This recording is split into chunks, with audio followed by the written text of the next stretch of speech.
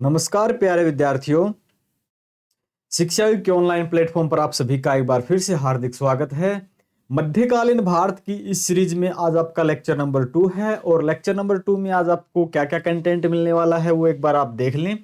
ये जो आज हम पढ़ेंगे वो पढ़ेंगे आज हम दिल्ली सल्तनत के बारे में। किसके बारे में? दिल्ली सल्तनत के बारे में। और दिल्ली सल्तनत के बारे में पढ़ेंगे तो दिल्ली सल्तनत में कुछ वंश हुए हैं जो आज हम पढ़ेंगे, तो जिसमें वाहिक गुलाम वंश।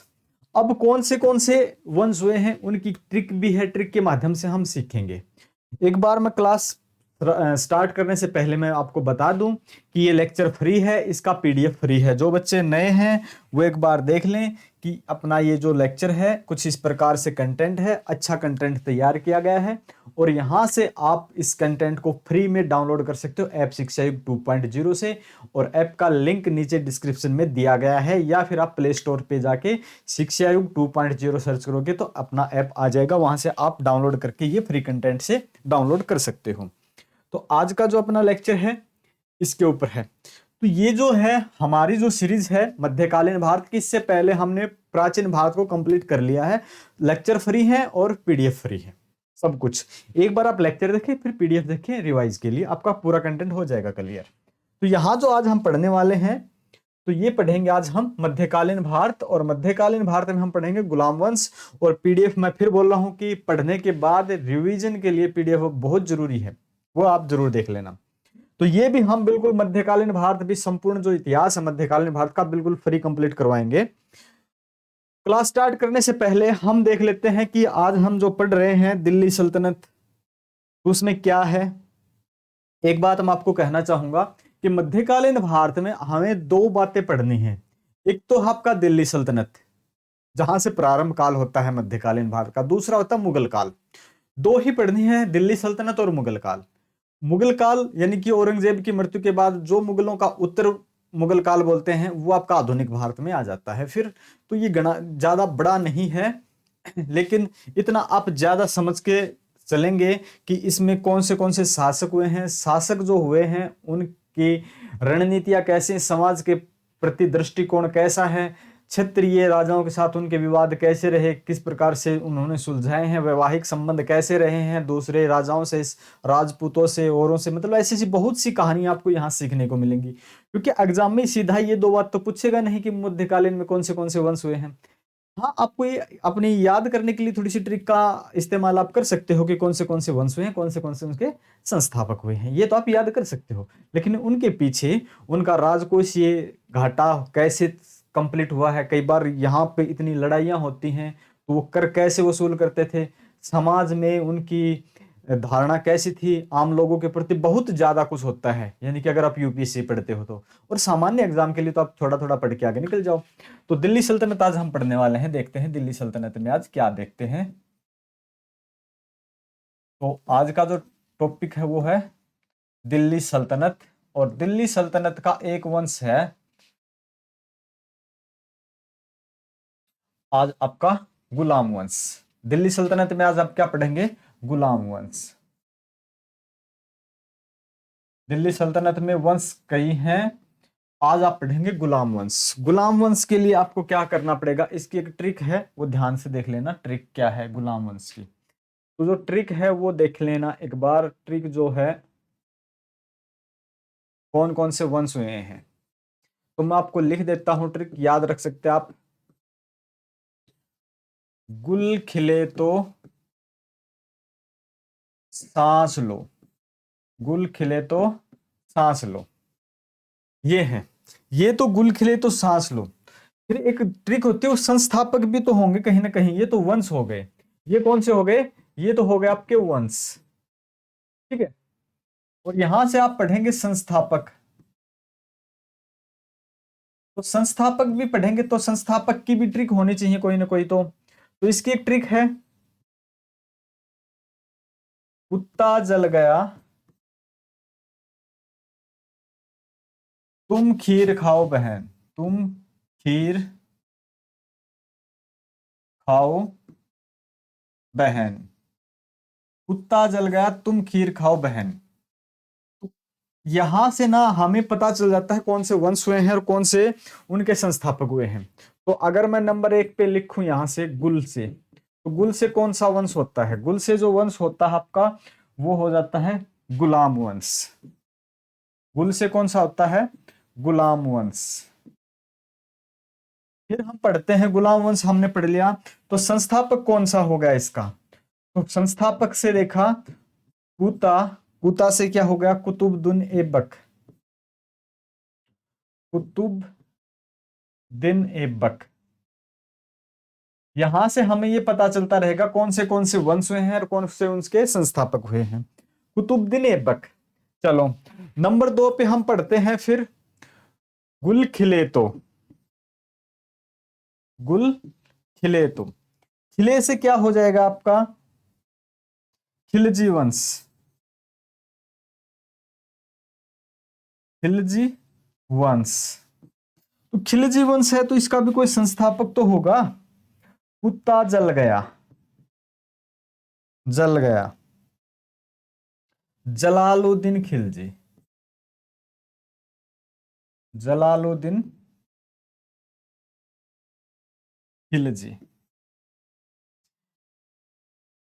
कई बार एग्जाम में ये पूछा जाता है कि वंश और उनके संस्थापक कौन से हैं, उनका मिलान कीजिए। कोई ऊपर नीचे की सीरीज में दे देते हैं तो वो मिलान करने में आपकी बड़ी हेल्प करेगी। ये ट्रिक काफी हेल्प करेगी, आपको ये पता होगा तो। एग्जाम में यूपीएससी में 2 नंबर का क्वेश्चन आता है, मिलान कोई भी हो, प्रत्येक क्वेश्चन 2 नंबर का आता है। मिलान करने वाला ऐसा होता है, अगर आपको कंप्लीट जानकारी नहीं है, 1-2 वंश का भी पता है ना, तो आप मिलान करके ऑप्शन से उठा के आप कर सकते हैं। नंबर 3 पे जो है हम पढ़ते हैं, तो गुल खिले तो से कौन सा वंश हो जाएगा? तो से देखते हैं, तो से तुगलक वंश। तुगलक वंश हो जाएगा। तो से तुगलक वंश हो गया। फिर है यहां से कुत्ता जल गया, गया से क्या हो जाएगा? गयासुद्दीन तुगलक। गयासुद्दीन तुगलक।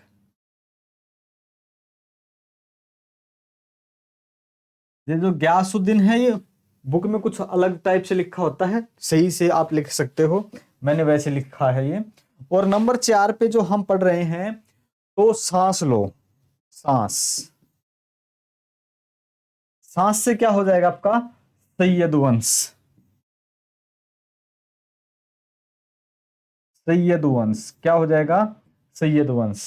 ओके, अब सैयद वंश हो जाएगा। यहां से गया, कुत्ता जल गया, तुम खीर खाओ बहन। एक बात ध्यान में रखने की है, वो ये है कि ये तुम और खाओ, ये 2 ब्लैंक रहेंगे आपके, ये 2 रहेंगे आपके स्ट्रिक में ब्लैंक। तो तुम खीर खाओ, तुम्हें कोई मतलब नहीं है, कुत्ता जल गया जलने दो, तुम अपने खीर खाओ आराम से बैठ के। तो यहां इनसे नाम होता है खीजर खां। खीजर खां, इनके संस्थापक कौन हो गए? खीजर खां। अब इसी प्रकार से हम देखते हैं लास्ट वाला 5 का वंश कौन सा है?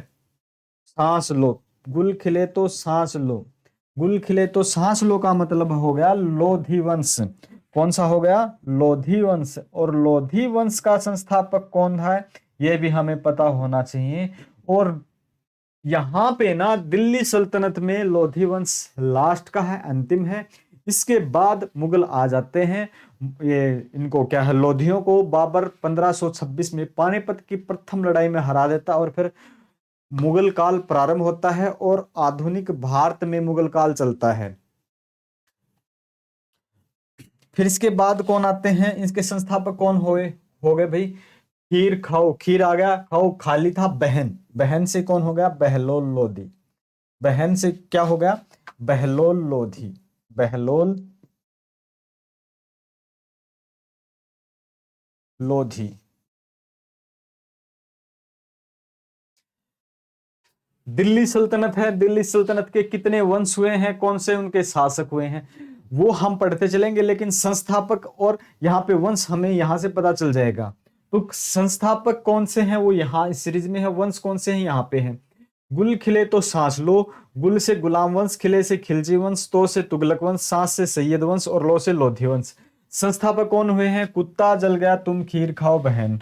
तो कुत्ता जल गया तुम खीर खाओ बहन का मतलब हो गया ये कुत्ता से कुतुबुद्दीन ऐबक, जल से जलालुद्दीन खिलजी, गया से गयासुद्दीन तुगलक, खीर से खीजर खां और बहन से बहलोल लोदी। और यहां से ये हमने देख लिए ये वंश है और ये संस्थापक हैं। अब देखते हैं हम, इससे पहले हमने बिल्कुल देख लिया था कि गुलाम वंश ये प्रारंभ होने से पहले मोहम्मद गोरी, मोहम्मद गजनी के बारे में हमने पढ़ लिया था। अगर आपने नहीं देखा तो पीछे के लेक्चर देखें, बिल्कुल पूरी कहानी को अच्छे से समझे। अब चलते हैं हम बिल्कुल बढ़िया अच्छी स्पीड में। अब आता अपना दिल्ली सल्तनत का काल, और दिल्ली सल्तनत के बारे में हम पढ़ेंगे। दिल्ली सल्तनत 1206 में दिल्ली सल्तनत की स्थापना हो जाती है। दिल्ली सल्तनत की स्थापना कब होती है? 1206 में। अब ये मैं बताना चाहूंगा कि मोहम्मद गोरी जब यहाँ से चले जाते हैं और जाते वक्त उनकी मृत्यु हो जाती है, हत्या कर दी जाती है, तो उनके जो 3 गुलाम हैं, यलदौज, कुबाचा और कुतुबुद्दीन ऐबक, इनमें से सबसे यानी कि श्रेष्ठ माने जाते हैं कुतुबुद्दीन ऐबक, और वो यहाँ के गुलाम होते हैं उनके भी, और वो यहाँ पे सत्ता स्थापित करते हैं ऐबक। तो गुलाम वंश से पहले कौन आए थे? गोरी। और गोरी के ये कौन थे? गुलाम थे। तो मोहम्मद गोरी ने 3 आक्रमण किए यहाँ पे। तो एक तो 1191 में आक्रमण किया, किसने? गोरी और किसके बीच में था यह आक्रमण? गोरी और पृथ्वीराज तृतीय के, पृथ्वीराज तृतीय या पृथ्वीराज चौहान के बीच में आप लोग बोल सकते हो, पृथ्वीराज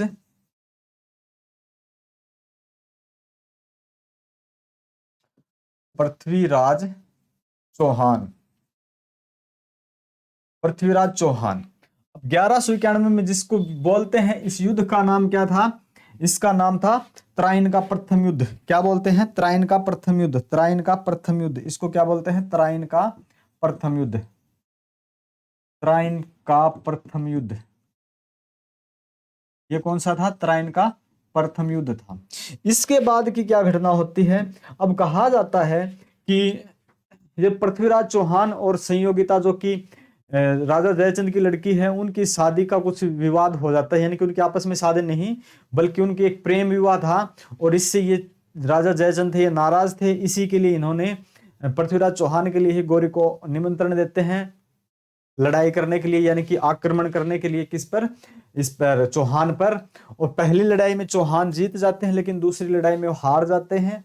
और फिर 1194 में चंदावर की लड़ाई में खुद जयचंद भी हार जाते हैं, और फिर ये चले जाते हैं गोरी, और फिर वापस आते हैं 5 में। और 6 में जब वो वापस जा रहे होते हैं, तब यहाँ पे कुछ ऐसी घटना होती है कि ये यानी कि 1206 में जब वापस जाते हैं तो इनकी गोरी की हत्या कर दी जाती है, और फिर ये वंश की स्थापना करते हैं, नए वंश की। तो 1192 का जो समय है यहाँ पे गोरी वर्सेस पृथ्वीराज चौहान का फिर होता है, जिसको बोलते हैं द्वितीय लड़ाई, त्राई का द्वितीय युद्ध। ठीक है, क्या बोलते हैं?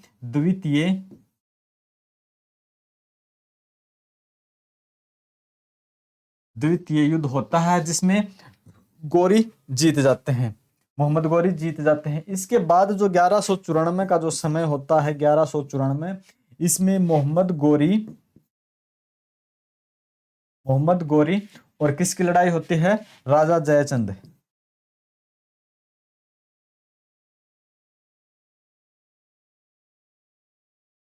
इसको बोलते हैं चंदावर का युद्ध, चंदावर का युद्ध। और इस चंदावर के युद्ध में क्या है कि ये खुद भी हार जाते हैं, जयचंद भी हार जाते हैं, और जयचंद के हार जाने के बाद ये खुद वैसे गोरी चले जाते हैं। लेकिन 1205 में ये फिर वापस लौट आते हैं, लेकिन फिर ये वापस जा रहे होते हैं, यहाँ से भारत से वापस जा रहे होते हैं, तो रास्ते में इनकी हत्या कर दी जाती है। और इनके 3 गुलाम हैं, और उनमें से एक कुतुबुद्दीन ऐबक है, और ऐबक यहाँ पे इनके गुलाम होने के कारण यहाँ पे गुलाम वंश की स्थापना करते हैं। और अब बढ़ते हैं हम गुलाम वंश के बारे में। तो चलते हैं हम पॉइंट पे अपने। तो गुलाम वंश का जो समय रहता है वो रहता है 1206 से 1290 के बीच का, 1206 से 1290 के बीच का रहता है। तो ये बात ध्यान रखना कि जो ये संस्थापक हैं और जो हमने पढ़े हैं, इससे पहले मैं आपको बता दूं, जो दिल्ली सल्तनत का जो समय है ये 1206 से, कहाँ लिखें भाई, किस कलर से लिखें? किसी और कलर से लिख देते हैं। इनका जो शासन है ना 1206 से 1526 तक का होता है, जो कि 320 साल होता है। ये इनका शासन पीरियड है दिल्ली सल्तनत का, 1206 से 1526। उसके बाद गुलाम वंश उनकी मुगल आ जाते हैं। तो ये इनका टाइम पीरियड यहाँ से प्रारंभ होता है। 1206 में कुतुबुद्दीन ऐबक बनते हैं। कुतुबुद्दीन ऐबक ने 1206 में गुलाम वंश की स्थापना की थी।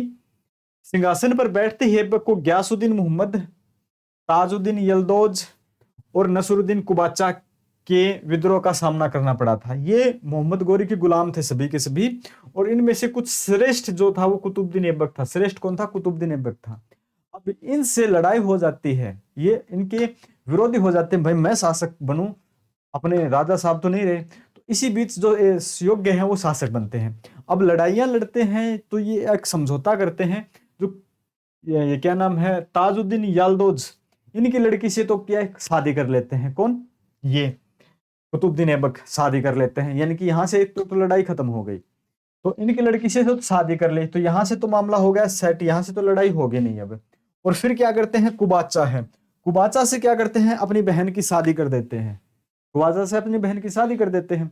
और उसके बाद क्या हो गया, ये भी अपना रिश्तेदार हो गया, ये भी अपना रिश्तेदार हो गया, दो तो हो गए रिश्तेदार। दो रिश्तेदार होने से दो तरफ की तो लड़ाइयां हो गई खत्म।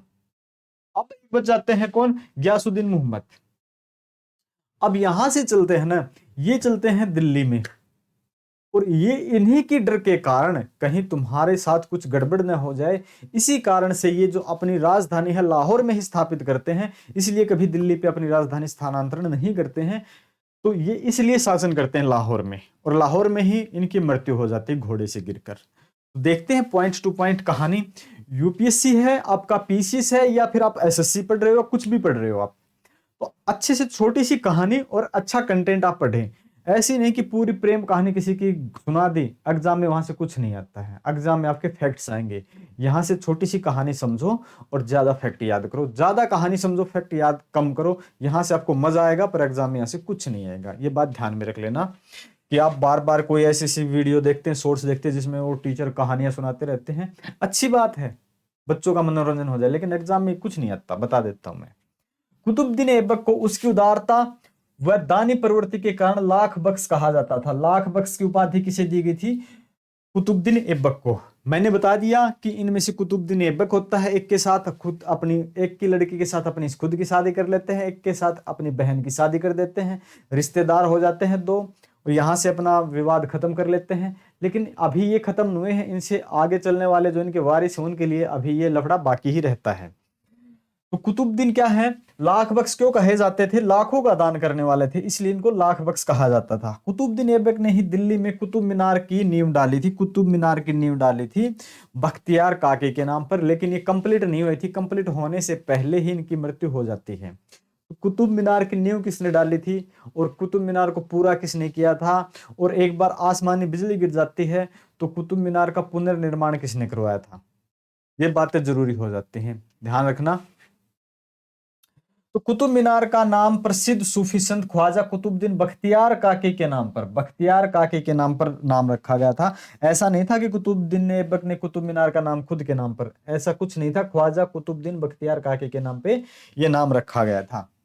प्रारंभ में कुतुबुद्दीन की राजधानी लाहौर थी, बाद में इल्तुतमिश ने दिल्ली स्थानांतरित की थी, क्योंकि उनको पता है कि भाई वहां से गयासुद्दीन मोहम्मद के साथ तुम्हारे विवाद चल रहे हैं, दो के साथ तो तुमने रिश्तेदारी कर ली, तीसरा तो रह गया। तो ये वहीं से शासन क्या करते थे, लाहौर से ही शासन क्या करते थे। कुतुबुद्दीन ऐबक ने दिल्ली में कुव्वत उल इस्लाम मस्जिद, दिल्ली में कहां पे, दिल्ली में कुव्वत उल इस्लाम मस्जिद और अजमेर में 2.5 दिन का झोपड़ा, गुजरात विजय के दौरान बताते हैं कि 2.5 दिन का झोपड़ा का निर्माण करवाया था। और 2.5 दिन का झोपड़ा जहां बनवाया वहां पे कोई संस्कृत महाविद्यालय हुआ करता, उस संस्कृत महाविद्यालय को तुड़वा कर इन्होंने 2.5 दिन के झोपड़े का निर्माण करवाया था। और यहाँ पे अजमेर में 2.5 दिन का झोपड़े का निर्माण करवाया, जो कि कुतुबुद्दीन को मोहम्मद गोरी ने मलिक उपाधि से नवाजा था, मलिक की उपाधि से नवाजा था।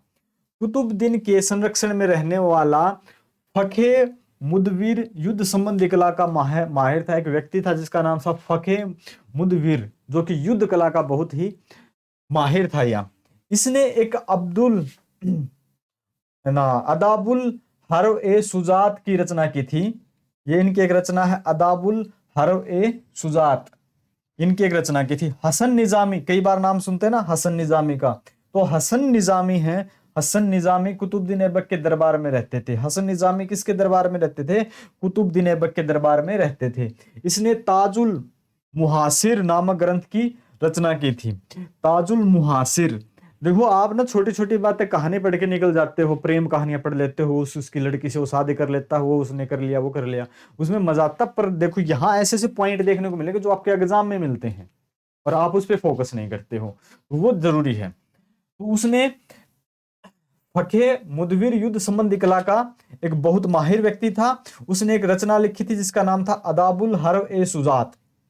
और हसन निजामी इनके दरबार में रहते थे। इसके दरबार में, ऐबक के दरबार में, और इनकी रचना थी ताजुल मुहासिर। ये ध्यान रखने की बातें होती हैं। कुतुबुद्दीन ऐबक के सेनापति बख्तियार खिलजी ने प्राचीन नालंदा विश्वविद्यालय को ध्वस्त कर दिया था। और ये जो नालंदा विश्वविद्यालय था, किसने बनवाया था? नालंदा विश्वविद्यालय किसने बनवाया था? कुमारगुप्त ने। गुप्त वंश के कुमारगुप्त ने नालंदा विश्वविद्यालय को बनवाया था। कुमारगुप्त ने नालंदा विश्वविद्यालय को बनवाया था। और किसने तुड़वाया था? बख्तियार खिलजी ने। तुड़वाया किसने था? बख्तियार खिलजी ने। बख्तियार खिलजी कौन था? सेनापति था किसका? कुतुबुद्दीन ऐबक का। कुतुबुद्दीन का सेनापति बख्तियार खिलजी, इसने क्या कर दिया था? नालंदा विश्वविद्यालय को तुड़वा दिया था। और नालंदा विश्वविद्यालय किसने बनवाया था? गुप्त वंश के शासक कुमारगुप्त ने। किसने? कुमारगुप्त ने बनवाया था। 1210 में लाहौर में चौगान या पोलो खेलते समय घोड़े से गिरकर इनकी मृत्यु हो जाती है और कुतुबुद्दीन ऐबक की लाहौर में ही दफना दिया जाता है। और कुतुबुद्दीन ऐबक को लाहौर में ही दफना दिया जाता है। इनके बाद का जो समय आता है वो किसका आता है? ये आता है आराम शाह का। आराम शाह है, कई जगह तो लिखा होता है कि आराम शाह इसके पुत्र हैं, और कई जगह लिखा होता है कि आराम शाह इसके पुत्र नहीं है, यानी कि विवादित है। बट जो भी है कहानी, ये आराम शाह इसके अगले वारिस होते हैं, अगले उत्तराधिकारी होते हैं। लेकिन इसके बाद अगले उत्तराधिकारी आते हैं इल्तुतमिश।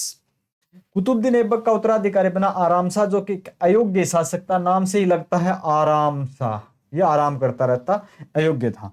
आराम शाह मात्र 8 महीने के लिए ही शासक बना। इसको पद से हटा दिया जाता है और इल्तुतमिश खुद शासक बन जाता है। इल्तुतमिश इनका गुलाम था, कुतुबुद्दीन ऐबक का गुलाम था। कुतुबुद्दीन ऐबक मोहम्मद गोरे का गुलाम था, इसलिए इसको बोलते हैं गुलामों का गुलाम। इसलिए क्या बोलते हैं? गुलामों का गुलाम बोलते हैं। इनके बारे में भी हम देख लेते हैं। इल्तुतमिश ने आराम शाह की हत्या कर दी। इनसे पहले का जो संस्थापक मतलब जो राजा था, उनकी हत्या कर दी। आराम शाह की हत्या कर दी और 1211 में दिल्ली की गद्दी पर बैठ गया। दिल्ली की गद्दी हथिया ली और लाहौर से गद्दी यानी कि लाहौर से राजधानी स्थानांतरित करके दिल्ली ले आए। ये दिल्ली ले आए। इल्तुतमिश कुतुबुद्दीन ऐबक का दामाद था। दामाद से पहले ये इसका गुलाम था। क्या था? कि गुलाम था इसका। और फिर इसकी योग्यता को देखते हुए इन्होंने इनको दामाद बना दिया। अब कुछ तो सपने देख रहे होंगे, हमें भी कोई दामाद बना दे, शादी नहीं हो रही है तो। अरे आप सीधा ना अपनी महबूबा से बातें करते हो, उसके पिताजी से बात करो, वो आपकी क्वालिटी पहचानेंगे, फिर आपसे शादी करेंगे। आप यार गलत गलत ट्रैक पे हो। जिसको लगता है कि शादी नहीं हो रही, कोई गुलाम से दामाद बना दे, तो उससे नहीं, उसके पिता से संपर्क करो, वो आपकी एबिलिटी पहचानेंगे, फिर आपको दामाद बनाएंगे। समझ जाओ, ये इतिहास गवाह है इस चीज का। इल्तुतमिश कुतुबुद्दीन ऐबक का दामाद था, लेकिन इससे पहले क्या था? ऐबक का वो है गुलाम था। बाद में उसका दामाद बना। कुतुबुद्दीन ऐबक की मृत्यु के समय वह बदायूं का गवर्नर था। बदायूं का गवर्नर था कौन? इल्तुतमिश। इल्तुतमिश लाहौर से अपनी राजधानी स्थानांतरित करके दिल्ली ले आया। इल्तुतमिश ने जो कुतुब मीनार के अधूरे निर्माण को पूरा किया। स्थापना तो प्रारंभ तो कर दिया था कुतुबुद्दीन ऐबक ने, लेकिन उनकी मृत्यु हो जाती है, बीच दौरान कंप्लीट नहीं होती है। तो उसके बाद है ना, कुतुब मीनार का निर्माण पूरा किसने करवाया था? इल्तुतमिश ने, जो उनका गुलाम और दामाद होता है। उसे अपने प्रबल शत्रु यलदौज और कुबाचा से 1215 में और 1217 के बीच संघर्ष करना पड़ा। ये यलदौज और कुबाचा से ऐबक को भी संघर्ष करना पड़ा था, लेकिन उन्हें तो रिश्तेदारियां बना के इनको दबा दिया था। लेकिन अब ये क्या करें, इनको तो संघर्ष करना पड़ेगा, वो तो अपना काम करके चले गए। तो ये दोनों इनके साथ संघर्ष में थे। इल्तुतमिश प्रथम शासक था जिसने 1229 में बगदाद के खलीफा से, ये क्वेश्चन कई बार आता है, बगदाद के खलीफा से सुल्तान पद की वैधानिक स्वीकृति मिली थी। सबसे पहले ये बगदाद के खलीफा से वैधानिक स्वीकृति मिली कि सुल्तान के वैधानिक खलीफा से। इससे पहले इनको वैधानिक स्वीकृति नहीं होती थी। इल्तुतमिश ने अपने शासनकाल में 40 सरदारों का, ये बड़ा इंपॉर्टेंट पॉइंट है, 40 सरदारों का, ये बड़े राजनीतिक चेंज, ये गेम वो क्या बोलते हैं किंग मेकर की श्रेणी में भूमिका निभाते रहते हैं आगे चल के। और फिर बलबन इनको खत्म करता है। बलबन जब तक इनको खत्म नहीं करता तब तक इनका बहुत बड़ा योगदान रहता है। तो 40 सरदारों का एक गुट बनाया जिसे तुर्कान चिहालगामी अथवा चारगान के नाम से जाना गया। तुर्कान चिहालगामी या चारगान के नाम से जाना गया। इल्तुतमिश प्रथम तुर्क सुल्तान था जिसने सोने के शुद्ध अरबी सिक्के चलवाए। ये ध्यान में रखने की, इल्तुतमिश ने शुद्ध जो अरबी सिक्के थे, सोने के शुद्ध सिक्के थे अरबी में सोने के, वो किसने चलवाए थे? इल्तुतमिश ने चलवाए थे। उसने साथ ही साथ दो महत्वपूर्ण सिक्के, चांदी का टका और तांबे का जीतल, चांदी का टका तांबे का जीतल, चांदी का टका और तांबे का जीतल चलवाया किसने? इल्तुतमिश ने। ध्यान में रखने, पॉइंट नोट करने वाले हैं।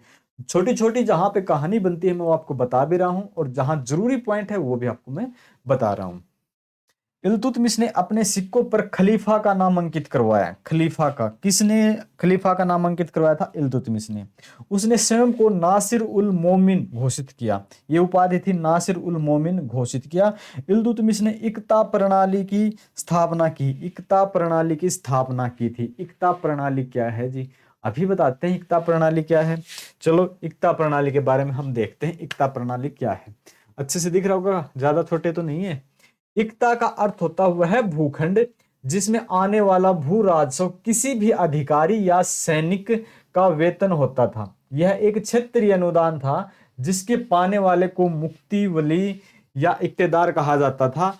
यानी कि सीधी सी बात अगर बात करें तो एक भूमि का भूखंड है जिसके ऊपर क्या होता है, एक कोई कैंडिडेट है उसका स्वामित्व होता है, वो वहां से कर या टैक्स इकट्ठा करेगा और राजा को देगा।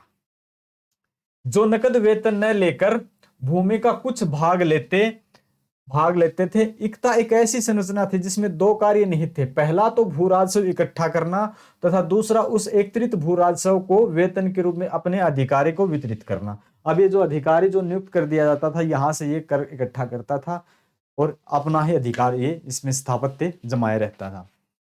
उसके दरबार में प्रसिद्ध इतिहासकार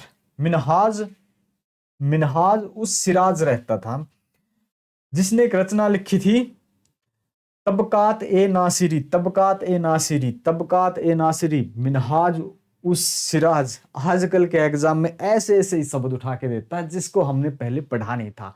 जरूरी है, उनको पता है कि आपने बेसिक कहानियां पढ़ ली हैं, आपको सब याद है।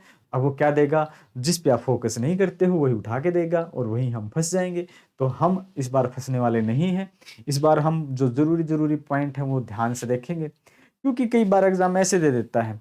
जैसे कि आर्यों के बारे में पढ़ोगे तो बोला आर्य दस्यु किसको बोलते थे? यहाँ के मूल निवासियों को बोलते थे, गाय को बोलते थे, एक प्रकार का कर था दस्यु। तो इस प्रकार के जो शब्द यूज होते हैं ना, यही मतलब आपकी लाइफ चेंज करते हैं। उन पे थोड़ा सा फोकस कर लिया जाए तो एग्जाम में आपका करेक्ट हो जाएगा, वरना तुक्का लगाओगे कहीं ना कहीं गलती कर बैठोगे। तो ये पॉइंट, ये नाम थोड़े से ध्यान में रख लेना। इल्तुतमिश ने 1231-32 में अपने पुत्र नासिरुद्दीन मोहम्मद की याद में, इनके पुत्र की मृत्यु हो जाती है नासिरुद्दीन मोहम्मद, उनकी याद में नासिरुद्दीन मोहम्मद का मकबरा जो सुल्तान गढ़ी का निर्माण करवाया। इल्तुतमिश ने चंगेज खां के नेतृत्व वाली मंगोलों की सेना से, यानी कि मंगोलों का आक्रमण हुआ था तो इन्होंने, चंगेज खां ने, मंगोलों ने आक्रमण किया तो इन्होंने अपने क्षेत्र को बचाया, वहां से समझौता किया। 1229 में इल्तुतमिश ने बगदाद के खलीफा से सुल्तान ए आजम यानी कि महान शासक की उपाधि मिली। पहले सुल्तान, अब क्या था? सुल्तान ए आजम की उपाधि धारण की। ऐसा करने वाला प्रथम तुर्क शासक था वह। भारत में मकबरा बनाने का श्रेय, प्रथम मकबरा किसने बनाया था? इल्तुतमिश ने। मकबरा बनाने का श्रेय किसको जाता है? इल्तुतमिश को जाता है। उसने बदायूं में जामा मस्जिद, अजमेर में मस्जिद और नागौर में अतारकिन का दरवाजा का निर्माण करवाया। 1236 में इल्तुतमिश की हो जाती है मृत्यु। अब 1236 में इल्तुतमिश की मृत्यु हो जाती है। इल्तुतमिश की मृत्यु का, यानी इनका मकबरा दिल्ली में है इल्तुतमिश का। अब क्या होता है कि इल्तुतमिश अच्छे शासक हैं, अच्छे यानी कि अच्छे का मतलब अच्छी रणनीतियां हैं इनकी। अब इल्तुतमिश के जो वंशज होते हैं, इनकी जो संतानें होती हैं, इनके लड़के होते हैं और एक लड़की भी होती है। इल्तुतमिश क्या करते हैं, अपने मरने से पहले पता, इतना तो सभी को पता ही होता है कि तुम्हारी संतान क्या करने वाले हैं। इसको पता था कि तुम्हारे उत्तराधिकारी ज्यादा सक्षम नहीं है, तो इन्होंने क्या किया, अपनी पुत्री रजिया सुल्तान को मरने से पहले ही शासक घोषित कर दिया था, जिसमें चिहालगामी में यानी कि 40 गुट सरदारों के गुट ने मना किया, लेकिन इनको भी इन्होंने मना लिया और रजिया सुल्तान को शासक घोषित कर दिया कि मेरी मृत्यु के बाद मेरे बेटों को नहीं, मेरी बेटी रजिया सुल्तान को शासक बनाया जाए। ऐसा कुछ घोषित हो गया था। लेकिन परिस्थितियां इनके मृत्यु के बाद कुछ अलग होती हैं। देखते हैं कैसी परिस्थितियां हैं, अभी समझते हैं। इल्तुतमिश की प्रारंभिक समस्याएं भी देखते हैं एक बार। इल्तुतमिश जब शासक बने थे उनके बारे में थोड़ी सी प्रारंभिक समस्याएं देखते हैं, फिर हम रजिया सुल्तान के बारे में हम पढ़ेंगे। तो इनकी सबसे पहले क्या है, दिल्ली के अमीरों का दमन। क्योंकि ये जो शासन है, ये पहले, इनसे पहले जो कुतुबुद्दीन ऐबक है, वो सत्ता जहां से हैंडल कर रहे हैं वो लाहौर से कर रहे हैं, और ये राजधानी लाहौर से दिल्ली स्थानांतरित करते हैं। दिल्ली स्थानांतरित करते हैं, तो दिल्ली स्थानांतरित करेंगे तो दिल्ली में जो इनका विरोध होना तो लाजमी है। तो कुछ इस प्रकार की घटनाएं होती हैं, देखते हैं इनके बारे में। तो दिल्ली के अमीर इल्तुतमिश को सुल्तान के रूप में मान्यता देने के लिए, दिल्ली के अमीर जो है वो इल्तुतमिश को सुल्तान की मान्यता देने के लिए तैयार नहीं थे। भाई तुम लाहौर से, वहीं से हम तुम्हें अपना सुल्तान नहीं मानेंगे। दिल्ली के अमीर मान लेते हैं, जो सामंत लोग हैं, जो बड़े लोग हैं, वो मानते हैं हम तुम्हें अपना सुल्तान नहीं मानेंगे। इनका विरोध करते हैं कौन, दिल्ली वाले। उन्होंने सुल्तान के विरुद्ध षड्यंत्र रचना प्रारंभ कर दिया। अतः इल्तुतमिश ने सर्वप्रथम दिल्ली के षड्यंत्रकारी अमीरों का दमन किया और सैनिक जागीरदारों को अपने कब्जे में कर लिया। सैनिक जागीरदारों को अपने कब्जे में कर लिया। तो यानी कि सबसे बड़ा इनका, यानी कि यहाँ के जो बड़े लोग हैं, बड़े नेता, वो इनको शासक मानने को तैयार नहीं है। तो सबसे बड़ी समस्या तो यहाँ होती है। यहाँ से कैसे भी करके लड़ाई दंगा जैसे भी करके यहाँ पे समझौता करके यहाँ पे अपनी सत्ता स्थापित करते हैं। फिर यहाँ से होता है दूसरा, एक और भी विरोध कर रहा, जो यल्दौज। ये कुतुबुद्दीन ऐबक के समय भी कर रहे थे और यल्दौज यहाँ भी कर रहे हैं। यल्दौज इल्तुतमिश का मुख्य प्रतिद्वंदी था, क्योंकि ये भी तो गोरी का गुलाम था यल्दौज। ये भी तो अपने आप को बड़ा सेनापति समझता था। तो दो सेनापति हैं तो आपस में वो सोचेगा कि मैं राजा बनूं, ये तो लाजमी है विवाद होना। ख्वारिज्म के शाह के समय वह भागकर लाहौर आ चुका था। कौन, यल्दौज। ख्वारिज्म का जो शाह के वह से भागकर लाहौर आ चुका था। अतः इल्तुतमिश ने ख्वारिज्म के शाह के आक्रमण से बचने के लिए, कहीं यहाँ उनकी लड़ाई है और ये यहाँ आएंगे तो उनके साथ हमारा पंगा हो जाएगा, तो क्यों न जो आदमी भाग के आया है इसी को हम पकड़ के बंदी बना लें, हमारा वहां से नाता ही छूट जाएगा। कुछ ऐसी घटनाएं होती हैं। तो इल्तुतमिश ने ख्वारिज्म के शाह के आक्रमण से बचने के लिए यल्दौज के विरुद्ध 1215 में त्राइन के मैदान में युद्ध कर उसे बंदी बना लिया। उसे युद्ध में बंदी बना लिया। किसको, यल्दौज को। किसने, इल्तुतमिश ने। और बंदी बनाने के बाद उसकी हत्या कर दी, बाद में उनकी हत्या कर दी। यल्दौज की पराजय के साथ ही दिल्ली सल्तनत का संपर्क गजनी से हमेशा के लिए समाप्त हो गया। अब तुम तुम्हारा करो, हम हमारा करते हैं, न तुम्हारा कोई हमसे विवाद, न हमारा तुमसे कोई विवाद। ये होता है। फिर कुबाचा, यल्दौज और कुबाचा, ऐबक का भी इन्हीं के साथ लफड़ा था। कुबाचा के समय क्या होता है, यल्दौज के दमन के बाद इल्तुतमिश ने कुबाचा की ओर ध्यान दिया। एक को तो निपटा दिया, अब चलते हैं कुबाचा को देखते हैं। ठीक है, कुबाचा को देखते हैं। कुबाचा की ओर ध्यान दिया। मंगोलों के आक्रमण से भयभीत होकर शाह का उत्तराधिकारी भागकर पंजाब आया। उसने सिंधु, दोआब तथा मुल्तान के कुछ हिस्सों में अधिकार कर लिया था कुबाचा ने, जिससे कुबाचा, क्या नाम था इनका, कुबाचा यहाँ का शासक था। और यहाँ मंगोलों का आक्रमण से शाह का जो उत्तराधिकारी था वो भागकर यहाँ आया था। और यहाँ पे कुछ कुबाचा की शक्ति पहले कमजोर थी और यहाँ पे इन्होंने आके कुबाचा वाले क्षेत्र पे अधिकार कर लिया, जिससे कुबाचा की शक्ति पहले ही कुछ कमजोर थी और पहले इल्तुतमिश के साथ लफड़ा था, और उन्होंने आके यहाँ पे कुबाचा वाले क्षेत्र पे अधिकार कर लिया, तो कुबाचा की शक्ति और क्षीण हो गई, कमजोर हो गई। और इसी कमजोरी का फायदा उठाते हैं कुछ इल्तुतमिश। इस स्थिति का लाभ उठाकर इल्तुतमिश ने कुबाचा पर दो दिशाओं से, लाहौर और उच्च से आक्रमण कर दिया। आतंकित होकर, यानी कि भयभीत हो गया कुबाचा और ये भागने लगा, भयभीत होकर भाग गया और भागते समय ये सिंधु नदी में डूबकर मर गया। अब नदी पार करनी थी और सिंधु नदी में डूबकर कुबाचा की हो जाती है मृत्यु। कुबाचा मर गया। परिणाम तो उसके राज्य पर इल्तुतमिश ने अधिकार कर लिया।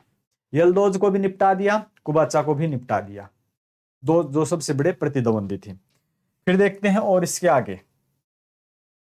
फिर आता है अपना पॉइंट फिरोज, ये क्या है, बंगाल के विद्रोहियों का दमन। क्योंकि जो बंगाल के विद्रोही हैं वो भी तो अभी इनको सत्ता मानने के लिए तैयार, शासक मानने के लिए तैयार नहीं थे। दिल्ली के सल्तनत तैयार नहीं, दिल्ली के जो वंश ये क्या थे, जो अमीर लोग थे, ये तैयार नहीं थे। तो राजगद्दी ऐसे थोड़ी मिल जाती है, बहुत कुछ करना पड़ता, लहू बहाना पड़ता है। बंगाल के ग्यासुद्दीन आजम खिलजी ने इल्तुतमिश की अधीनता मानने से इनकार कर दिया था। सन 1225 में उसने बंगाल पर आक्रमण के लिए सेना भेजी। ग्यासुद्दीन इल्तुतमिश की सेना का सामना नहीं कर पाया और उसने अधीनता स्वीकार ली। उसने कहा भाई ठीक है, हम मान लेते हैं, हम तुम्हारे गुलाम, ऐसा करके ये मान लेते हैं, इनकी अधीनता स्वीकार कर लेते हैं। तो इल्तुतमिश के सामने ये तो परेशानियां थी। इल्तुतमिश का कार्यकाल हमने पढ़ लिया, इल्तुतमिश के बारे में हमने खास बातें पढ़ी, इल्तुतमिश ने क्या क्या करवाया है वो पढ़ लिया। इल्तुतमिश के बाद जो समय आता है वो रजिया सुल्तान का आता है। कहते हैं कि वो पहले मृत्यु से पहले ही रजिया सुल्तान को शासिका घोषित कर देते हैं, लेकिन उनकी मृत्यु के बाद कुछ उलट पुलट हो जाता है।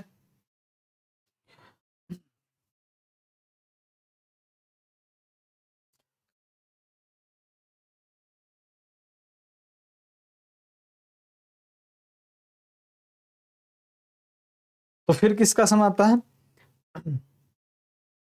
अब शासिका कौन बननी चाहिए थी नियम के अनुसार? रजिया सुल्तान, क्योंकि इल्तुतमिश बोल के गए थे मरने से पहले।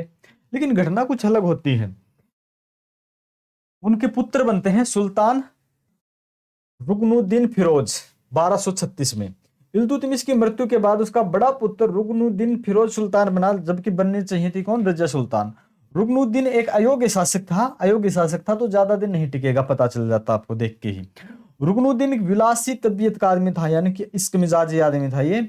उसकी अयाशियों ने उसे जनता और अमीरों के बीच अलोकप्रिय बना दिया। बाबू राजा है तो इसने अपनी जिंदगी में मौज मस्ती की हुई थी, इससे लोग खुश नहीं थे, खुद इसका पिता खुश नहीं था कि ये मेरा बेटा वंश की ऐसी की तैसी करके रख देगा, ये शासन नहीं कर पाएगा, मेरी पुत्री योग्य है। तो इन्होंने पुत्री को योग्य साबित कर दिया था, यानी कि शासक घोषित कर दिया था। रुकनुद्दीन के लिए शासन कार्य उनकी मां थी, जो कि जिनका नाम था शाह तुर्कान। शाह तुर्कान चलाती थी, शासक वो बना दिया, उनकी माता शासन करती थी। और उनकी माता एक दासी थी। उनकी माता क्या थी? शाह तुर्कान मूलतः एक तुर्क दासी थी, एक तुर्क दासी थी। रुकनुद्दीन की मां शाह तुर्कान के प्रभाव, अब शासन किसका है? रुकनुद्दीन का तो है नहीं, उनकी मां का है।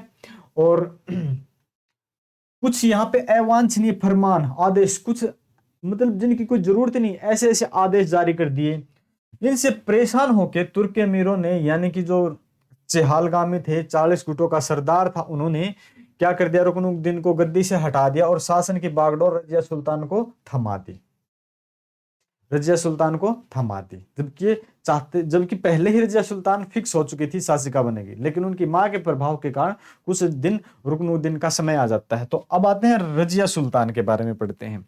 तो रजिया सुल्तान है, ये पहली महिला शासिका होती हैं सबसे पहले मध्यकालीन भारत में, यानी कि अब तक के भारत में सबसे पहले महिला शासिका ये होती हैं। कौन? रजिया सुल्तान। रजिया सुल्तान को तुर्क के अमीरों ने 1236 में सुल्तान के पद पर बिठाया। रजिया सुल्तान प्रथम महिला तुर्क शासिका बनी, ये क्वेश्चन कई बार आता है। इस प्रकार वह प्रथम मुस्लिम महिला बनी जिससे वह शासन की बागडोर डायरेक्ट उनके, प्रत्यक्ष उनके हाथ में था। रजिया ने पर्दा प्रथा को त्याग दिया, पर्दा प्रथा को त्याग दिया। इन्होंने चोगा, काबा और कुलाह, टोपी पहनकर दरबार में जाना शुरू कर दिया, यानी कि मर्दाना भेष बना लिया, जो कि जो सामान्य वर्ग के जो लोग वहां पहनते थे, जो मर्द पहनते, जो जेंट्स यानी कि पुरुष की जो वेशभूषा थी उसको अपना लिया, महिला की वेशभूषा को इन्होंने त्याग दिया। अब रजिया सुल्तान के खिलाफ उसके दरबारियों में उसके स्त्री शासक होने के कारण पुरुष कुंठा से ग्रसित होकर बगावत कर दिया। अब कुछ ऐसे लोग थे कि यार ये तो महिला है, ये तो लुगाई है, हरियाणा में बोलते ना, ये तो लुगाई है, ये क्या करेगी। तो इससे बात से प्रभावित होकर, यानी कि महिला को शासिका, उनमें मन में थोड़ी कुंठा हो गई कि शासक हो तो पुरुष हो, मर्द हो, महिला का क्या शासिका। तो इस कुंठा की वजह से इनसे लोगों ने यहाँ विद्रोह करना प्रारंभ कर दिया, बगावत करनी प्रारंभ कर दी। और कुछ इन्होंने बगावत करनी प्रारंभ कर दी, एक योग्य शासिका है ये, लेकिन कुछ ये भी खामियां कर देती, कमियां कर देती है, जिसकी वजह से इनका समय ज्यादा लंबे समय तक नहीं टिक पाता है। उसने कूटनीतिक चालों से रजिया सुल्तान ने अपने दरबारियों के विरोध व विद्रोह को दबा दिया। ये भी कोई छोटी मोटी शासिका नहीं है, इन्होंने भी क्या करा? कूटनीतिक चाल चली और दरबारी और विरोधियों को दबा दिया। उसने अबिसिनिया, जो गलती होती हुई यहां से होती है, अबिसिनिया के एक दास हैं जिनका नाम है जमालुद्दीन याकुत को आमीर आखुर, घोड़ों का सरदार, और फिर पहले घोड़ों का सरदार फिर नायब मुमलिक यानी कि प्रधानमंत्री नियुक्त करती हैं। इससे तुर्क सरदारों में विद्रोह की स्थिति उत्पन्न हो जाती है। जो सबसे बड़ी गलती साबित होती है वो यहीं पे होती है। सबसे बड़ी गलती साबित क्या होती है? यही होती है। अबिसिनिया का एक दास है जिसका नाम है जमालुद्दीन याकुत, इनको आमिर आखुर यानी घोड़ों का सरदार नियुक्त करती है। उसके बाद इनको प्रधानमंत्री नियुक्त कर देती है। यानी कि इनका कुछ इनके प्रति ज्यादा ही लगाव था, और इस ज्यादा लगाव होने के कारण ये लोग जो यहाँ चिहालगामी थे इसको पसंद नहीं करते थे, इस लगाव को। किसी गैर तुर्क सामंत, ठीक है, किसी गैर तुर्क को सामंत बनाने के रजिया द्वारा किए गए इन प्रयासों से तुर्की अमीर उसके खिलाफ हो गए। वही तुर्की अमीर जिन्होंने इसको शासन पे बैठाया था वो अब खिलाफ हो गए। क्यों? क्योंकि किसी गैर तुर्क को तुमने सामंत बना दिया, उनको घोड़ों का यानी कि सरदार बना दिया, फिर आपने उसको प्रधानमंत्री के पद पर नियुक्त कर दिया। उन्होंने रजिया सुल्तान को बंदी बना लिया। अब यहां पे ये होता है, इनकी कुछ घटनाएं होती हैं। अब ये जो कैंडिडेट है ना जमालुद्दीन याकुत, अब याकुत है, इसको प्रधानमंत्री बना दिया पहले, इससे पहले घोड़ों का सरदार बना दिया। इनका कुछ बताया जाता है कि इनकी कुछ प्रेम कहानी थी और इसलिए इनका बार बार प्रमोशन ये कर रही थी। इससे ये जो तुर्क सरदार थे ये खुश नहीं थे, और यहाँ पे जगह जगह विद्रोह हो जाते हैं। तो ये खुद ही विद्रोह को दबाने के लिए कभी बठिंडा कभी कहीं, तो ऐसे ऐसे क्षेत्र में ये विद्रोह दबाने के लिए निकलती है। और इसी दौरान इसको बंदी बना लिया जाता है अल्तुनिया द्वारा। अब ये बंदी बना लिया तो इसने सोचा अब क्या किया जाए। ये क्या करते हैं, अल्तुनिया को अपने गुट में शामिल करने के लिए अल्तुनिया से शादी कर लेते हैं। अब देखो कहानी में क्या इंटरेस्ट है, प्यार इससे शादी उससे। एक शेर याद आ गया भाई मुझे, मैं शेर अर्ज करता हूं कि एक लड़का किसी लड़की को स्कूटी सिखा रहा है।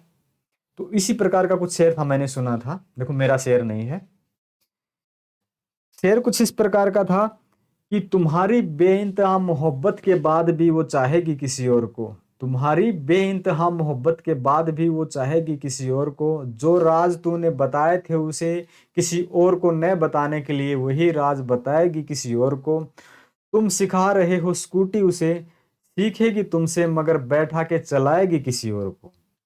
यही कहानी यहाँ पे ये होती है। देखो प्रधानमंत्री किसको नियुक्त करती है और शादी किससे करती है रजिया सुल्तान। इसी प्रकार की घटनाएं चलती ही रहती हैं। तो ये क्या है, अल्तुनिया इनको गिरफ्तार कर लेते हैं, इनको बंदी बना लिया दिल्ली की गद्दी, ठीक है, और दिल्ली की गद्दी पर बहराम शाह को बैठा दिया। और ये अल्तुनिया से शादी करके फिर दिल्ली की तरफ चलती हैं अपनी गद्दी हथियाने के लिए कि मेरी गद्दी पे मैं ही बैठूंगी। लेकिन ये बीच में रस्ते में इनकी हत्या कर दी जाती है। अल्तुनिया से निकाह कर लेती हैं, ये समझौता कर लेते हैं, पुनः गद्दी पर बैठने का प्रयास करते हैं। लेकिन 13 अक्टूबर 1240 को कैथल के पास कुछ डाकुओं ने, कहा जाता कुछ डाकुओं ने इनकी हत्या कर दी। अब ये डाकू थे या दिल्ली में बैठे शासकों ने इनकी हत्या करवाई थी, अभी इसके बारे में कुछ नहीं कहा जा सकता। और ये दिल्ली तक वापस पहुंच ही नहीं पाई और इनकी प्रेम कहानी अधूरी की अधूरी ही रह गई।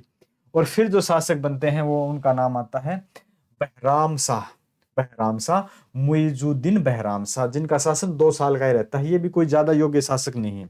रजिया को गद्दी से हटाकर 1240 में तुर्की अमीरों ने मुइजुद्दीन बहराम शाह को दिल्ली का सुल्तान बनाया। बहराम शाह ने अपने शासनकाल में सुल्तान के अधिकार को कम करने के लिए एक नया पद बनाया जिसका था नाइब पद बनाया। उसने नाइब के पद पर सर्वप्रथम मलिक इख्तियारुद्दीन को बैठाया। मलिक इख्तियारुद्दीन को सबसे पहले बैठाया, यानी कि अपना कामकाज थोड़ा कम हो, हमें कम प्रेशर आए। मई 1242 में तुर्क सरदारों ने बहराम शाह को बंदी बना लिया और उसे मार डाला। बहराम शाह को गद्दी से हटा दिया, बंदी बना लिया और उसको मार दिया। और अगले शासक आते हैं कौन? अगले शासक आते हैं मसूद शाह, अलाउद्दीन मसूद शाह, जिनका शासनकाल सिर्फ 4 साल का रहता है। योग्य शासक न होने की वजह से छोटे छोटे टाइम पीरियड के शासक होते हैं, कुछ ज्यादा अच्छा नहीं कर पाते हैं। बहराम शाह के बाद उसके पुत्र यानी पोते अलाउद्दीन मसूद शाह, जो 1242 से तुर्क सरदारों ने दिल्ली का सुल्तान बनाया। बलबन ने षड्यंत्र रचकर, बलबन बहुत खतरनाक इंसान है चिहालगामी में उस टाइम का, ये व्यक्ति बहुत खतरनाक है, यानी कि चाणक्य उस टाइम का। ये बलबन ने क्या किया, अलाउद्दीन मसूद को सुल्तान पद से हटा दिया, अलाउद्दीन मसूद को सुल्तान पद से हटा दिया और नासिरुद्दीन महमूद को सुल्तान बना दिया। ये बेचारा ऐसा है, टोपिया सीख कर, टोपिया बनाकर, यानी कि अपना रोजी रोटी चलाता है बेचारा गरीब आदमी, इसको राजा बना दिया। पता नहीं समय कब बदल जाए, किसका बदल जाए, किसको राजा से रंक बना दे, रंक से राजा बना दे। तो लगे रहो अपनी मेहनत है, पता नहीं किस्मत कब चमक जाएगी। तो बलबन ने 1246 में अलाउद्दीन मसूद शाह को सुल्तान पद से हटा दिया, नसीरुद्दीन मोहम्मद को दिल्ली का सुल्तान बना दिया। किसको? नसीरुद्दीन मोहम्मद को। नासिरुद्दीन मोहम्मद अकेला ऐसा सुल्तान था जो टोपियां सीकर, बेचारा टोपियां बनाकर अपना जीवन निर्वाह किया करता था, गरीब इंसान था बेचारा। बलबन ने नासिरुद्दीन मोहम्मद का विवाह अपनी पुत्री के साथ कर दिया। अब इसने क्या कर दिया? अपनी पुत्री का विवाह किसके साथ? इनके साथ कर दिया, यानी कि ठीक है, यानी कि अपनी राजनीति में सत्ता और भी मजबूत हो जाएगी अपनी पुत्री की शादी करने के बाद। अब इसको अपनी माननी पड़ेगी। बलबन का वास्तविक नाम था बहारुद्दीन, जो इल्तुतमिश का गुलाम था। और जो इल्तुतमिश का गुलाम था कौन? बलबन। बलबन कौन था? इल्तुतमिश का गुलाम होता है। अब ये गुलाम ही शासक बनते चलते, तभी तो इसको गुलाम वंश बोला है, जो गुलाम वही राजा बन रहे हैं, इसलिए तो गुलाम वंश बोला है। नसीरुद्दीन ने अपने राज्य की समस्त शक्तियां बलबन को सौंप दी। ये बेचारा इतना समझदार नहीं, इन्होंने क्या किया? बलबन को सौंप दी सभी शक्तियां। सुल्तान नासिरुद्दीन धर्मपरायण व्यक्ति था, वह कुरान की नकल करके, कुरान की नकल बेचकर अपनी आजीविका चलाता था। ये कुरान की नकल बेचता और उसकी आजीविका चलाता था बेचारा सा। भारतीय इतिहास में नासिरुद्दीन को दरवेश राजा के नाम से जाना जाता है। किस राजा को दरवेश नाम से जाना जाता है? नासिरुद्दीन को। 7 अक्टूबर 1246 में नासिरुद्दीन ने बलबन को उलुग खां की उपाधि दी और उसे आमिर हाजिब बनाया। ये उपाधियां हैं। उलुग खां की उपाधि किसे दी थी? एग्जाम में आया हुआ क्वेश्चन है। नासिरुद्दीन के शासनकाल में हलाकू नामक मंगोल आक्रमणकारियों ने भारत पर आक्रमण किया, लेकिन यहाँ पे जो शासन की सारी शक्तियां हैं वो बलबन के हाथ में है, वो वहां पे बलबन खुद हैंडल करते हैं। नासिरुद्दीन के शासनकाल में बलबन ने तुर्कान चिहालगामी का विनाश कर दिया। जो ये थे ना तुर्क सरदारों का एक संगठन था, जो किंग मेकर थे, मन करता उसी को हटाते, उन्हीं में से बलबन थे। बलबन ने क्या प्लान किया कि सबसे पहले तो इनको ही हटाते हैं। यही वो गठबंधन है, यही वो पार्टी है जो मनमानी करती है, अपनी चलने नहीं देती, और इस चहालगामी का ये अंत कर देते हैं। 1266 में नासिरुद्दीन की अकस्मात मृत्यु हो जाती है, यानी कि अचानक से मृत्यु हो जाती है, और मृत्यु के बाद उसका कोई पुत्र नहीं है। बलबन खुद उसका उत्तराधिकारी बना और राजा बन जाता है। और राजा बनने के बाद ये आम जनता से मिलना बंद कर देता है, और ये सिजदा और पाबोस दो नई प्रथाएं चलाता है। ये चाहता है कि ये जो सुल्तान है, राजा है, उसका एक अलग रुतबा होना चाहिए, आम जनता से मिलना नहीं। अलग से जनता का कोई व्यक्ति आए तो सिजदा करे, यानी कि झुके घुटनों के बल। पाबोस यानी कि पांव को चूमे, यानी कि वो अपने आप को भगवान के समान साबित करना चाहता है। कौन? बलबन। तो बलबन के बारे में हम पढ़ते हैं। तो बलबन ने बलबनी वंश की स्थापना की, जो गुलाम वंश का एक हिस्सा है। 1266 से 1290 के बीच में ये शासन करता है। तो 1290 से 1266 के बीच में, यानी कि 86 तक का तो यही समय रहता है इनका। बाद में इनकी मृत्यु हो जाती है। 1266 में नासिरुद्दीन की मृत्यु के बाद बलबन गद्दी पर बैठा था। वह ग्यासुद्दीन बलबन के नाम से गद्दी पे बैठा। ग्यासुद्दीन बलबन वीर योद्धा था। वह मंगोलों के आक्रमण से दिल्ली की रक्षा करने में सफल हुआ। बलबन के दरबार में इतिहास प्रसिद्ध कवि अमीर खुसरो दरिया प्रेम के हैं, ऐसे थे ना, खुसरो दरिया प्रेम का उल्टी वा की धार, आगे याद कर लेना क्या था। और अमीर हसैन राजाश्रय यहां पाते थे, यानी कि अमीर खुसरो किसके दरबार में रहते थे? अमीर खुसरो किसके दरबार में रहते थे? बलबन के दरबार में। बलबन ने इल्तुतमिश द्वारा स्थित 40 तुर्की सरदारों के दल तुर्कान चिहालगामी को खत्म कर दिया था। बलबन ने जिल्ले इलाही की उपाधि धारण की, थी बलबन ने जिल्ले इलाही। तो देखो आपके लिए ना जो पॉइंट जरूरी महत्वपूर्ण होते हैं ना, वो सारे के सारे हाईलाइट किए हुए हैं, इनके आपको पढ़ने में आसानी हो। तुर्क प्रभाव को कम करने के लिए उसने क्या किया? तुर्क प्रभाव को कम करने के लिए सिजदा और पाबोस दो प्रचलन कर दिए। सिजदा यानी कि सुल्तान के सम्मुख घुटने टेक कर, यानी घुटने रखकर बैठना, सिर झुकाना है, और पाबोस यानी कि पांव को चूमना है। ऐसा करना उन्होंने अनिवार्य कर दिया। किसने? बलबन ने। यानी कि राजा को भगवान साबित करना चाहते हैं ये। बलबन ने अपने दरबार में ईरानी परंपरा से, यानी कि तुर्कों की जो तुर्क जो यहाँ पे हैं प्रभाव उसको कम करना चाहते थे, इसने ईरानी परंपरा के अंतर्गत सजाया अपने दरबार को। बलबन ने नवरोज उत्सव की शुरुआत की। नवरोज उत्सव किसकी शुरुआत की? नवरोज की। ये नवरोज की शुरुआत किसने की थी? बलबन ने। ये एग्जाम के लिए इंपॉर्टेंट हो जाता है। तो बलबन ने नवरोज उत्सव की स्थापना की, शुरुआत की। यह फारसी रीति रिवाजों पर निर्भर आधारित था। किस पर? फारसी रीति रिवाजों पर। नवरोज किस पे? फारसी पे, क्योंकि तुर्क प्रभाव तो कम करना चाहता था। 1279 में बंगाल के तुगरिल बेग ने बलबन के खिलाफ विद्रोह कर दिया। इन्होंने इसको कुचलने के लिए लौह रक्त नीति, लौह यानी तलवार और रक्त, तलवार और खून, बस दो ही चीजें हैं, लौह रक्त नीति को अपनाया। ये बहुत इंपॉर्टेंट है, कई बार पूछा जाता है कि लौह रक्त नीति किसने शुरू की थी? बलबन ने। लौह रक्त नीति किसने शुरू की थी? बलबन ने। बहुत इंपॉर्टेंट है, कई बार पूछा गया है। 1286 में बलबन का बड़ा पुत्र मुहम्मद मंगोल सेना से लड़ते हुए मारा गया।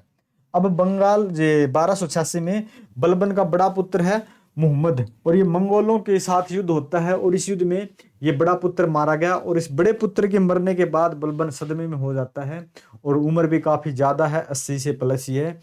और ये कुछ बेचारा ये दुख सहन नहीं कर पाता बलबन, और खुद भी प्राण त्याग देता, और बलबन की भी मृत्यु हो जाती है। तो बड़ा पुत्र मारा गया इस दुख में। 1286 में मोहम्मद की मृत्यु के बाद कारण करीब 80 वर्ष की एज होती है, और इनकी भी मृत्यु हो जाती है इस अवस्था में, ये सहन नहीं कर पाते। बलबन ने स्वयं को ईरानी हीरो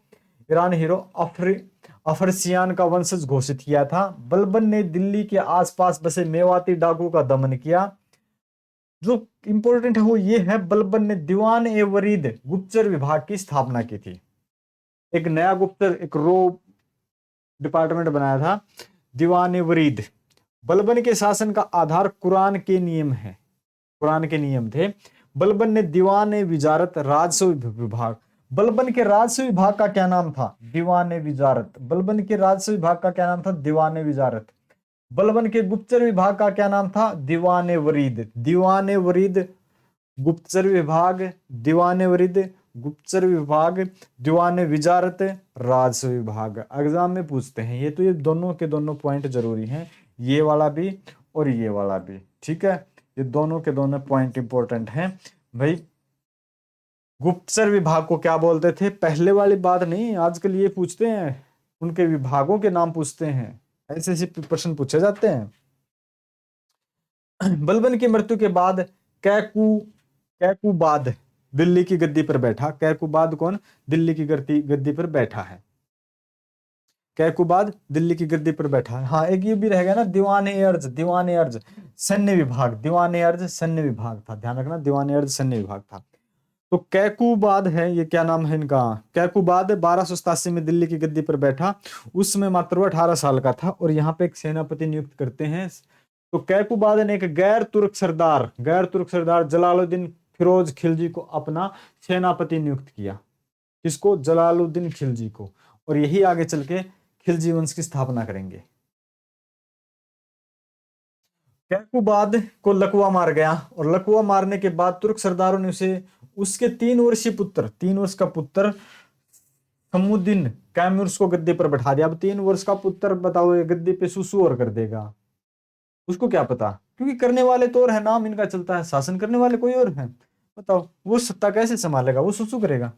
1290 में बलबनी वंश का गुलाम वंश के अंतिम शासक ये जो है समुद्दीन कैमूर्स को जलालुद्दीन फिरोज खिलजी ने मार दिया, और इस प्रकार बलबनी वंश का जो यानी कि स्थापना हुई, और गुलाम वंश का खात्मा हो गया। गुलाम वंश खत्म हो गया और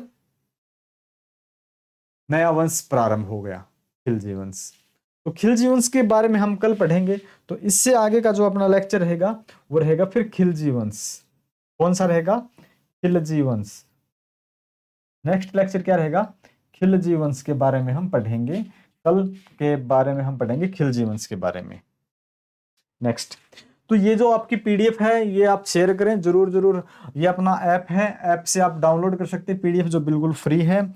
और कंटेंट को ज़्यादा से ज़्यादा आप शेयर करें। देखो कितनी मेहनत की हुई होती है आपके लिए, कंटेंट राइटर वगैरह का खर्चा हम आपसे कुछ नहीं लेते। कि मेरी एक इच्छा है कि कम से कम एक बार मैं पीसीएस यूपीएससी का सिलेबस कंप्लीट फ्री में पढ़ाना चाहता हूं और एक बार मैं एसएससी सीजीएल मैथ्स का कंप्लीट मैथ्स में फ्री में पढ़ाना चाहता हूं यूट्यूब पर। मेरी इच्छा है क्योंकि दोनों टेस्ट मैंने क्लियर किए हुए हैं और मैं चाहता हूं एक बार फ्री में पढ़ाऊं इन दोनों टेस्ट के सिलेबस को, और फिर आगे की बात आगे चलती रहेंगी। तो ये अपना ये था आज का लेक्चर, मैंने बिल्कुल ट्रिक के माध्यम से सिखाया था। तो आज हमने जो पढ़ा है वो देख लेना आप। आज हमने पढ़ा गुलाम वंश जिसके कुतुबुद्दीन ऐबक संस्थापक होते हैं। आगे आगे जो जो वंश हुए हैं, जो जो यहाँ के शासक हुए हैं, वो आपने पढ़ लिए। तो ये कल परसों जैसे भी चलते चलेंगे, हर रोज एक वंश के बारे में हम पढ़ेंगे और मिलते हैं हम नेक्स्ट लेक्चर में। और मैं फिर बोल रहा हूँ, कंटेंट अगर आपको अच्छा लगा है तो कंटेंट पीडीएफ को आप शेयर करें और हो सके तो वीडियो को भी शेयर करें और चैनल को भी सब्सक्राइब करें। Thank you.